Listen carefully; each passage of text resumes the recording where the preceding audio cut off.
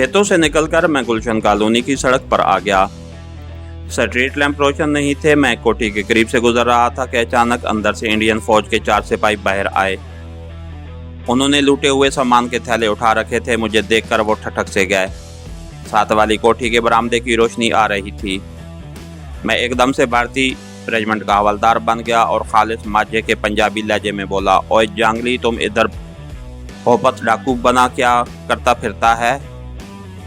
मैं हवलदार घनश्याम तिवाड़ी हूँ। तुम किस रेजिमेंट से है? ओए। वो चारों 15वीं हिसार रेजिमेंट के सिपाही थे। एक नाइक था। उन्होंने थैले जमीन पर रखे और सलूट मारकर अटेंशन खड़े हो गए।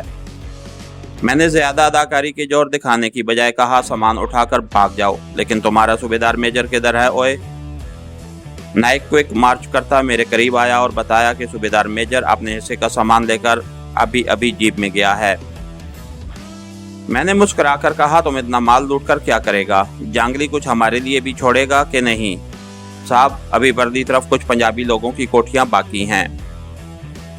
मैंने उसे डांट कर कहा, बक बक बंद कर ओए जांगली, और दफा हो जाओ।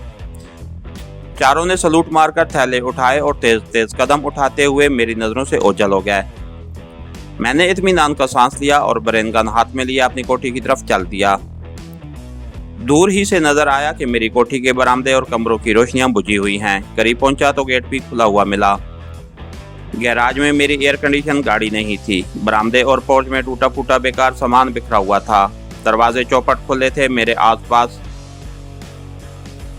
बिहारी लोगों की कोठियां थीं जो लुट लुटाकर वैरान पड़ी थीं। खुदा जाने मकीनों का क्या हशर हुआ था। इस कॉलोनी में कुछ गैर मुल्की भी रहते थे जो गड़बड़ शुरू होते ही नकल मकानी कर गए थे। मेरी कोठी के तमाम कमरे खुले थे। सारा सामान लूटा जा चुका था। बड़ी अलमारियां, डबल बेड और किचन में से आटे चावल की बोरियां तक गायब थीं। मैं बाथरूम में आ गया। बाथरूम की अलमारी में शेव का सामान और लोशन खुदा जाने कैसे बच गया था। मैंने शर्ट उतार कर कालीन के धब्बे साफ करने वाले लोशन से खून का धब्बा साफ कर दिया। फिर दाढ़ी, मूंछ, मुंडी और इस तहखाने में उतर गया जहां कालीन का स्टॉक रखा जाता था। वहां एक भी कालीन नहीं था। दीवारी सेफ टूटा हुआ था और तमाम कागजात, फाइलें और जो थोड़ी बहुत करेंसी थी उसे लूट लिया गया था। इस कोठी में मैंने अपनी जवानी के हसीन 3 दिन गुजारे थे। आज वही कोठी एक तबाह हाल वैराने का इबरत अंगेज मंजर पेश कर रही थी। मुझे अफसोस इसलिए नहीं हो रहा था कि यही सब कुछ कमाया था और यही गर्क हो गया था। ना तो मैं साथ कुछ लाया था और ना ही मुझे कोई शय साथ ले जाने की ख्वाहिश थी। मैंने कमाया ही उड़ाने के लिए था। हाँ, अब अपनी जान की फिक्र जरूर लाहक हो गई थी। मैं तहखाने से बेडरूम में आया और एक टूटी हुई कुर्सी पर बैठकर सोचने लगा कि अब मुझे क्या करना चाहिए। मेरे सामने 2 ही रास्ते थे। या तो मैं किसी तरीके से सरहद पार करके नेपाल की तरफ निकल जाऊं, फिर खुद को इंडियन फौज के हवाले कर दूं। फरार बड़ा कठिन था। ढाका से नेपाल की सरहद हजारों मील दूर थी। फिर रास्ते में कदम कदम पर खतरा था। कहीं भी पकड़ा जा सकता था। सारे मुल्क पर इंडियन फौज और मुक्ति बाहिनी का कब्जा हो चुका था। दूसरे मंसूबे पर अमल करता तो 20% उम्मीद थी कि इंडियन फौज मुझे अपना कैदी बना ले। सिविलियन होने की वजह से वो मुझे मुक्ति बाहिनी के हवाले भी कर सकते थे और मुक्ति बाहिनी वाले पंजाबी, पठान और किसी बिहारी को जिंदा नहीं छोड़ते थे। सरहद पार करके भारत में दाखिल होना एक बार फिर अपने आप को मौत के गर्दाब में झोंकने के मुतरादिफ था। सोच सोच कर आखिर मैंने यही फैसला किया कि जिस तरह भी हो सके मुझे नेपाल पहुंच जाना चाहिए। वहां हमारा सफारत खाना भी था और पाकिस्तान के साथ नेपाल के ताल्लुकात भी ठीक थे। लेकिन नेपाल की सरहद तक पहुंचना आसान नहीं था। मुझे सही रास्ते का इल्म भी नहीं था। मैं अपनी परेशान कौन सोचों में गुम था कि अचानक 2 आदमियों के बोलने की आवाज़ आई। मैं एकदम कुर्सी से उठा, ब्रेन गन हाथ में पकड़ी और दबे पांव चलता दरवाजे की तरफ बढ़ा। आवाज़ें बरामदे से आ रही थीं। अब एक औरत की आवाज़ भी आई। वो मरी हुई आवाज़ में रैम की भीख मांग रही थी। मैं दबे पांव टीवी लाउंज से गुजरकर एकदम से बरामदे में आ गया और ब्रेन गन तानकर फौजी अंदाज में बोला, कौन है जांगली? दो सिख फौजी एक साड़ी पोश दुबली पतली औरत को खींचते हुए एक कमरे में ले जाने की कोशिश कर रहे थे। अपने सामने वर्दी पोश फौजी को देखकर उन्होंने औरत के बाजू छोड़ दिए। औरत ने बेहोशी के आलम में बरामदे के फर्श पर ही पड़ी रही। मैंने कड़क कर कहा, मैं 17वीं रेजिमेंट का हवालदार घनश्याम तिवाड़ी हूँ। तुम कौन हो ओए जांगली? दोनों सलूट मारकर अटेंशन हो गए। जांगली की औलाद, इधर तुम लोग बदमाशी करता है, हम तुम्हारा कोर्ट मार्शल करेगा। तुम हिसार रेजिमेंट का जांगली है ओए? पहले वाले सिपाहियों से मुझे इतना पता चल गया था कि इधर हिसार रेजिमेंट के जवान तैनात हैं। एक सिख सिपाही बोला, साहब सब जवान उधर यही करता है, हमको माफ कर दो, आगे से नहीं करेगा। मैं भी उनसे खुलासी चाहता था, इसलिए गर्जदार आवाज में कहा, इसको यही छोड़कर डबल मार्च करके दफा हो जाओ। जांगली हम इसको इसके घर पहुंचाएगा। तुम्हारा घर किधर है बीबी? साड़ी पोश औरत घुटनों में सर दिए आहिस्ता आहिस्ता सिसकियां पड़ रही थी। दोनों सिख फौजी सलूट मारकर तेज तेज कदम उठाते कोठी के गेट से निकल गए। मैंने फर्श पर बैठी औरत से उसका नाम पूछा तो वो हाथ जड़कर रोते हुए गड़गड़ाई, खुदा के लिए मुझे गोली मार दो, मुझे गोली मार दो। वो साफ उर्दू बोल रही थी। उसके माथे पर बिंदिया भी नहीं थी। कोई मुसलमान थी और शायद बिहारी फैमिली से ताल्लुक रखती थी। मैंने तसल्ली दी और कहा कि वो फिक्र न करे, उसे उसके घर पहुंचा दिया जाएगा। वो फूट फूट कर रोने लगी। मेरा घर अब कहाँ है? मेरा कोई घर नहीं रहा। खुदा के लिए मुझ पर रहम करो, मुझे गोली मार दो, मैं मरना चाहती हूँ। उसने उठकर मेरी ब्रेन गन पकड़ने की कोशिश की तो मैंने उसे सख्ती से पीछे धकेल दिया। क्या करती हो तुम? होश में आओ। मैं उसे धकेलता हुआ अंदर टीवी लाउंज में ले गया। बरामदे में हमारी आवाज़ें सुनी जा सकती थीं। वो नंगे फर्श पर बैठ गई और घुटनों में सर देकर सिसकियां भरने लगी। मैंने पूछा, तुम्हारा नाम क्या है बीबी? तुम्हारे घर वाले कहाँ हैं? क्या तुम गुलशन कॉलोनी में रहती थी? औरत के बाल लंबे थे और उसकी उम्र 25 साल से ज़्यादा नहीं थी।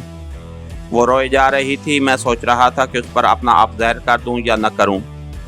वो अभी तक मुझे इंडियन फौजी समझ रही थी और मुझसे बेहद खौफ थी और सिमटी बैठी थी। इतने में बाहर से एक बार फिर ऊंची आवाज़ें आईं। मैं बाहर निकलने ही वाला था कि अचानक 3 फौजी अंदर दाखिल हुए। उनमें से 2 तो वही सिख फौजी थे जिनके पंजे से मैंने अभी अभी इस लड़की को छुड़ाया था। तीसरा फौजी कोई अफसर था। उसकी टोपी कप्तानों वाली थी। उसके हाथ में बैत का छोटा सा अफसरों वाला डंडा था। दोनों सिख फौजी ब्रेन गन्ने ताने उसके पहलू में दाएं बाएं खड़े थे। मैं समझ गया कि इन सिख फौजियों ने इस अफसर से मेरी बात की होगी और ये इंडियन फौजी कैप्टन मेरी चेकिंग के लिए आया है। मैंने उसे जोरदार सलूट किया और बोला, हवालदार घनश्याम राम, और जोर से बोला, हवालदार घनश्याम राम जाट रेजिमेंट सर। मैं किस हलाकत खेज सूरत हाल से दो चार था उस लड़की का इल्म नहीं था। इतना ज़रूर हुआ कि उसकी सिसकियां बंद हो गई थीं और वो सहमी हुई नज़रों से हमें तक रही थी। इंडियन कैप्टन ने कहा, मैं 14 हिसार रेजिमेंट का कैप्टन जगदेश मोरा हूँ। क्या मैं तुम्हारा शनाख्ती कार्ड देख सकता हूँ हवलदार घनश्याम राम? उसने अपना हाथ मेरी तरफ बढ़ाया। ये ज़िंदगी और मौत के दरमियान की एक बड़ी सी नाजुक और बड़ी ही मुख्तसर तरीन घड़ी थी। मुझे मालूम था कि शनाख्ती कार्ड पर फौजी की फ़ोटो लगी होती है और मेरे पास कोई शनाख्ती कार्ड नहीं है। मेरा बांडा फूटने ही वाला था। मैं अपना हाथ इस अंदाज में जेब की तरफ ले गया जैसे मैं अपना शनाख्ती कार्ड निकालने वाला हूँ, लेकिन मेरे हाथ को खूब मालूम था कि उसे एक ही सेकंड में क्या फ़र्ज पूरा करना है। ये एक तरबियत याफ्ता हाथ था, इसलिए मेरे हाथ ने अपना फ़र्ज बड़ी खुश असलूबी से अदा किया। हाथ कांधे से लटकती ब्रेन गन पर पड़ा और दूसरे ही लम्हे जैसे बिजली कूदने लगी। मेरे हाथ में ब्रेन गन थी और उसमें से शोले उगलती, शरारे उड़ाती गोलियां निकल कर सामने खड़े कैप्टन और सिख सिपाहियों के जिस्मों से पार हो रही थीं। सिख फौजियों को इतनी ही मोहलत न मिल सकी कि वो अपनी ब्रेन गनों के ट्रैगर ही दबा सकते। कमांडो कभी इतनी मोहलत नहीं दिया करते। यही उनकी ट्रेनिंग होती है और यही उनका तरीका इम्तियाज तोरे इम्तियाज होता है। तीनों लड़खड़ा कर फर्श पर औंधे मुंह गिर पड़े। लड़की खौफजदा होकर बाहर दौड़ी तो मैंने छलांग लगाकर उसे पकड़ा और खींचता हुआ वापस ले आया। अब उसका बाहर जाना मेरे लिए भी मौत का पैगाम बन सकता था। ब्रेन गन के धमाकों की मैंने इसलिए परवाह न की क्योंकि फायरिंग की आवाज़ें ढाका की फिजाओं में गूंजती ही रहती थीं। लड़की का जिस्म दहशत से कांप रहा था। वो दीवार के साथ लगी दबी दबी सिसकियां लेकर खौफजदा आंखों से कभी लाशों की तरफ और कभी मुझे देख रही थी। ब्रेन गन अभी तक मेरे हाथ में थी। मैंने टीवी लाउंज का दरवाज़ा बाहर से बंद किया और बरामदे के सतून के पीछे छुपकर सड़क को तकने लगा। कोई फौजी आता दिखाई न दिया तो मैं कोठी के गेट से सड़क पर निकल गया। कुछ फासले पर एक गाड़ी दीवार के पास खड़ी थी। करीब गया तो वो एक फौजी जीप थी। यकीनन इंडियन फौज का कैप्टन जीप पर इधर से गुजरा होगा। ये सिख फौजियों से मुलाकात हो गई। उन्होंने उसे मुगविया लड़की के बारे में बताया और गालबन ये शिकायत की कि एक हवलदार ने उसे छीन लिया है। कैप्टन को यकीन होगा कि इधर किसी हवलदार की ड्यूटी नहीं है, लिहाजा वो उनके साथ मेरी कोठी में आ गया। इसके साथ ही हमारी आज के एपिसोड का इख्तिताम हुआ। कहानीगर चैनल को लाइक कीजिए, सब्सक्राइब कीजिए और बेल आइकन को प्रेस कर दीजिए ताकि हर आने वाली नई वीडियो आप तक बर वक्त पहुँच सके। शुक्रिया।